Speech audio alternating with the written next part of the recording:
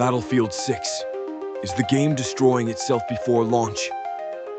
Hey there, fellow gamers, keyboard warriors, and digital soldiers. Welcome to the battlefield. No, not the game.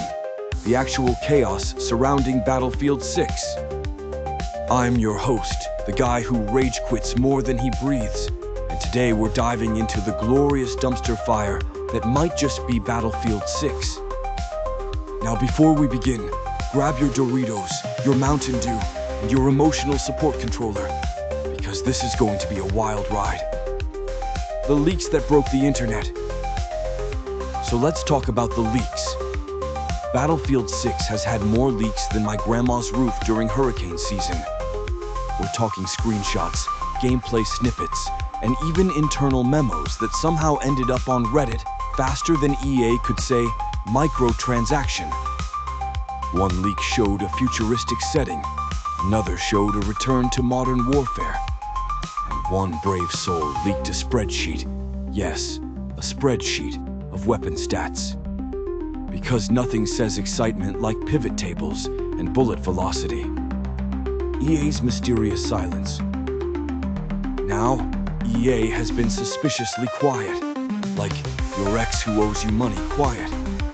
And when they do speak, it's vague corporate lingo like, we're committed to delivering an immersive experience.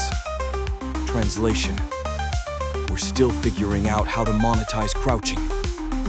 Some fans believe EA is prioritizing another title, maybe FIFA 25 Ultimate Elbow Edition, or The Sims Microtransaction Mansion.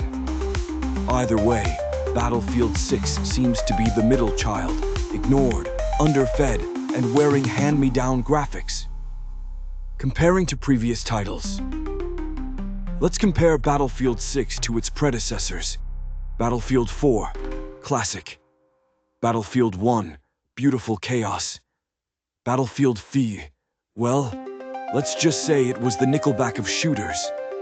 Battlefield 6, it's shaping up to be the Fire Festival of gaming. Remember when Battlefield promised destructible environments? Now we're lucky if a bush reacts to a grenade. Don't get me started on the hitboxes. Shooting someone in the foot shouldn't result in a headshot unless you're playing in the Matrix. The fanbase civil war. The fanbase is divided. Half want a return to gritty realism. The other half want jetpacks and laser rifles. And then there's me, who just wants a game that doesn't crash when I sneeze. Reddit is ablaze with theories. One user claimed Battlefield 6 will feature 128 player maps. Another said it'll have dynamic weather. And one guy swears there's a mode where you play as a sentient toaster. Honestly, I'd play that.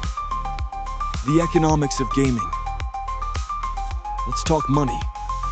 EA made over $7 billion last year. That's billion with a B, like Battlefield. Most of that came from live services and microtransactions. So yeah, they're not selling games, they're selling digital hats. The average Battlefield player spends $20 a month on cosmetics. Multiply that by millions of players, and you get enough money to buy a small country, or at least a really nice yacht shaped like a loot box. Call of Duty's sneaky advantage. Meanwhile, Call of Duty is lurking in the shadows like a jealous ex. They see Battlefield struggling and they're sharpening their knives. COD's marketing team is probably watching Battlefield 6 trailers and taking notes like, ah yes, add more explosions and fewer bugs. If Battlefield 6 flops, COD wins by default. It's like watching two kids fight over a broken toy, except one kid has $1 billion budget, and the other is still trying to figure out how to render grass. Curiosities about game development. Here's a fun fact. The average EA game takes 3 to 5 years to develop and costs over $100 million. That's more than most Hollywood movies. And yet, somehow, Battlefield 6 might launch with fewer features than a toaster. Developers work 80-hour weeks, fueled by coffee, Red Bull, and existential dread. They code until their fingers bleed, only for a bug to delete half the map. Game development is basically wizardry, mixed with suffering. Player behavior and psychology. Gamers are fascinating creatures. They'll spend 40 hours unlocking a skin we'll never use. We'll rage quit, uninstall, and reinstall within the same hour. We'll complain about bugs while exploiting them for XP. Battlefield players are especially loyal. We've stuck around through lag, crashes, and questionable design choices. We're like Stockholm Syndrome with headshots. Let's be honest, this whole situation is hilarious. EA is like that friend who promises to bring pizza and shows up with a salad. Battlefield 6 might be amazing, or it might be the gaming equivalent of a wet sock. And if Dave Chappelle were narrating this, he'd probably say, EA's out here selling dreams like they're NFTs. Battlefield 6? More like Battlefield maybe. So what's the verdict?